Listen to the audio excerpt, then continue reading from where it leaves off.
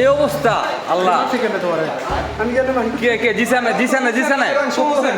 হ্যাঁ দক্ষিণখানের হলান এলাকায় সুয়ারেজ লাইনের মাটি নিয়ে দ্বন্দ্বকে কেন্দ্র করে চাঞ্চল্যকর হামলার ঘটনা ঘটেছে। এ ঘটনায় বিমানবন্দর থানা ছাত্রদলের সেক্রেটারি আলামিন হোসেন শান্ত ও তার সহযোগীদের বিরুদ্ধে যুবদল নেতা রাসেলসহ ৩ জনকে পিটিয়ে গুরুতর আহত করার অভিযোগ উঠেছে। অভিযোগে বলা হয়েছে, হামলায় সুইচ গিয়ার চাকু, লোহার রড ব্যবহার করা হয় এবং এতে ভুক্তভোগী ৩ জনের মাথা ফেটে যায়। ঘটনাটি ৪ এপ্রিল শনিবার দুপুর আনুমানিক ২:৩০টার দিকে দক্ষিণখানের হলান এলাকায় ঘটে। আহত যুবদল নেতা রাসেল সরকার জানান, সুয়ারেজ লাইনের অতিরিক্ত মাটি পাশের একটি চলাচল অযোগ্য রাস্তায় ফেলার প্রস্তাব দেন তিনি। এতে সাধারণ মানুষের চলাচলের সুবিধা হবে বলে উল্লেখ করেন এবং পুরো খরচ নিজে বহনের কথাও জানান। কিন্তু তার এই প্রস্তাব প্রত্যাখ্যান করা হয়, বরং তাকে হুমকি দেওয়া হয় বলে অভিযোগ করেন তিনি আরও বলেন, এই ৩ জনের মাথা ফাটাই ফেলছে বিমানবন্দর থানা ছাত্রদলের সাধারণ সম্পাদক আলামিন হোসেন শান্ত। আলামিন হোসেন শান্ত আমাদের এই মাটি খোঁড়ার যে সুয়ারেজ লাইনের জন্য যে মাটি খনন করতেছে, সেই মাটিটা আমি বলেছিলাম যে পাশে শাখা রাস্তায় দেওয়ার জন্য। এই শাখা রাস্তায় মাটিটা দেওয়ার কথা বলার কারণে সে বলে আমি এই জায়গায় মাটি দেবো কেন। আমি বলছি যে এটা এলাকার মানুষ চলাচলের জন্য, এই বৃষ্টি হলে পানি হয়ে যায়, মানুষ চলাচল করতে পারে না, এই জায়গায় দিলে এলাকার মানুষ চলাচল করতে পারবে। এলাকার লোকজন, আমি এই এলাকার সন্তান, আমার কাছে এই এলাকার লোকজন বলে, চাচিরা মুরব্বীরা বলে, আমি বলছি যে ১০-১২ গাড়ি মাটি তুমি এখানে দাও, বাকিটা তুমি অন্য জায়গায় বিক্রি করে দাও। ১০-১২ গাড়ি কেন দেবো এই বলে আমার সাথে আমার গায়ে হিট করে। পরে আমি আশেপাশে মুরব্বীরা ছিল, তখন আমাদেরকে সরাই দেয়। তখন আমি আমার অফিসে চলে আসি। অফিসে চলে আসার পরে আনুমানিক ২:৪০-এর দিকে এই আলামিনের সন্ত্রাসী বাহিনী কিশোর গ্যাংদেরকে সব নিয়ে এসে এলোপাতাড়ি আমাদের উপরে আক্রমণ করে। আমার ভাতিজা বের হয়ে বাসায় লাঞ্চ করে যাবে, তখন তাকে ধরে চিল্লাচিল্লি শুনে আমি তখন বের হয়ে গিয়ে ওকে বাঁচাতে গিয়ে তখন আমার গায়ে আঘাত করে। আমাদেরকে দেখেন কোবাইয়া চাপাটি ছুরি দিয়ে কোবাইয়া আমাদের কি করেছে, কি অবস্থা করেছে। ওই এদের যে কিশোর গ্যাং সন্ত্রাসী বাহিনী দিয়ে এলাকার লোকজন যদি না থাকতো আমাদেরকে মেরেই ফেলতো।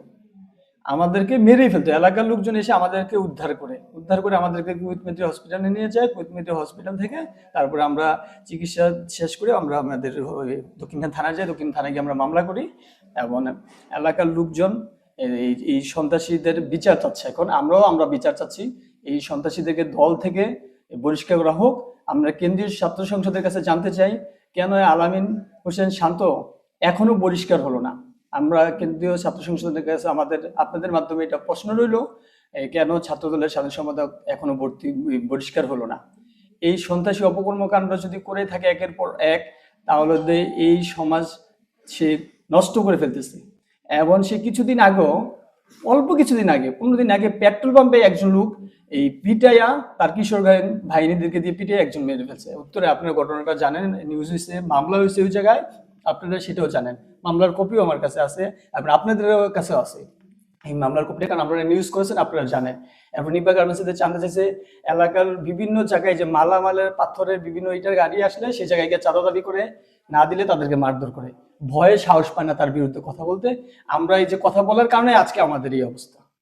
আমরা যেই কথা বলে তাদেরকে মাথা পাঠায় ফেলে, তাদেরকে মেরে ফেলার হুমকি দেয়, তাদেরকে মেরেই ফেলতে চায়। এরপরে যে হাজি ক্যাম্প এয়ারপোর্টেও তার নামে অভিযোগ আছে, বিভিন্ন হোটেলে গিয়ে সে চাঁদা চায়। আবাসিক হোটেলগুলোতে আমরা তথ্য পেয়েছি এবং আপনারা অনেকে জানেন, তার নামে বিভিন্ন জায়গায় অভিযোগ আছে। তার উপরে এলাকার লোকজন অনেক ক্ষিপ্ত এবং এয়ারপোর্টে যে অটো রিক্সা চলে সেই জায়গায় সে চাঁদা দাবি করে। আপনি কেন টাকা দেবো? আমি এয়ারপোর্ট থানা ছাত্রদলের সাধারণ সম্পাদক, এমন কিছু করতে হলে আমার দিয়া করতে হবে, আমার না দিয়ে তো রান করতে না, তো থাকতে দেবো না।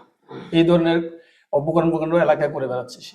রাস্তায় মানুষ চলাচল করতে সমস্যা, বর্ষাকাল আসলে পানিবদ্ধ হয়, পানি রাস্তা ভরে যায়। মানুষের বিভিন্ন অভিযোগ দেয়, আমরা কিছু মাটি এই রাস্তা ফেলে, এখানে যাবতীয় যদি কিছু খরচ লাগে আমি দিয়ে দিব, ঠিক আছে। তারপর ও টাকা দাবি করে, যে অন্য জায়গায় বিক্রি করে যেরকম বড় অঙ্কের টাকা দাবি করে, পরে বলতে সেটা তো সাধারণ জনগণের জন্য কাজ, ঠিক আছে, তারপর আমি তোমাদের খরচ দিয়ে দিব। এইসব কথা নিয়ে তো বাকবিতণ্ড তর্ক হওয়ার মাঝে আলামিন হোসেন শান্ত, ওর একটা ছোট আছে জিসান, তো ও ইট দিয়ে আঘাত করে প্রথমে একটা।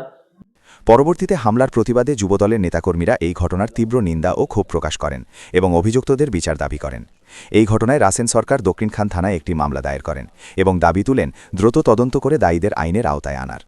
হামলার সময় উপস্থিত প্রত্যক্ষদর্শীদের অনেকেই গণমাধ্যমকে ঘটনার বিস্তারিত তুলে ধরেন। তার মধ্যে চা দোকানদার জহির মিয়া বলেন, আড়াইটার দিকে দেখলাম ওরা 30-40 জন লোক আসছে এখানে এখানে আইসা 2 মিনিট দাঁড়াইছিল, ছাড়ে আবার তারা ঘুরে যায়, ওখানে যায় মারামারি শুরু হয়ে গেল। আমরা দোকানে বসে দাঁড়া দেখলাম।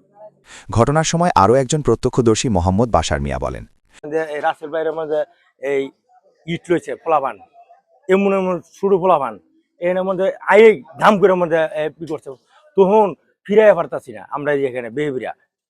আমিও মানে দেখো এই হ্যারে চুটপাট করলাম যে তুমি এবার সন্ত্রাসের মতনই করতেছো, ইট লইয়া, হ্যাঁ বুকটা ফাইরালবো, ইয়ে কইতাছে যে বুকটা ফাইরালবো। আমি যাই বেড়া বুকটা কি এত সহজ বেড়া ফাইরালানি?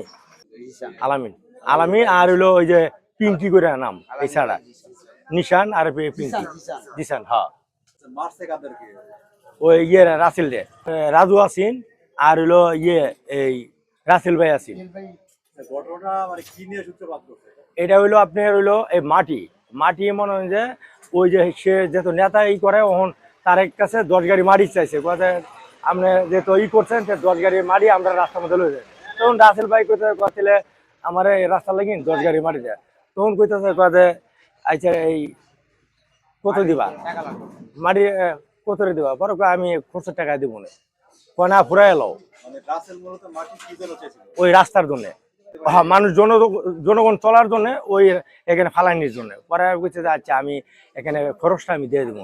তারা মনে 30-40 জনের মতন হইব।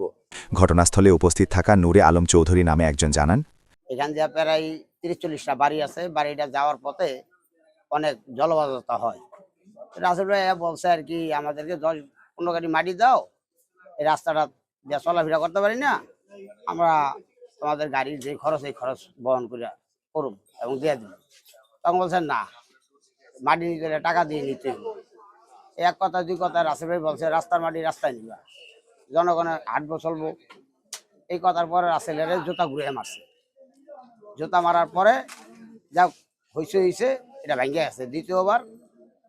দ্বিতীয়বার আইসা তারা দুপুর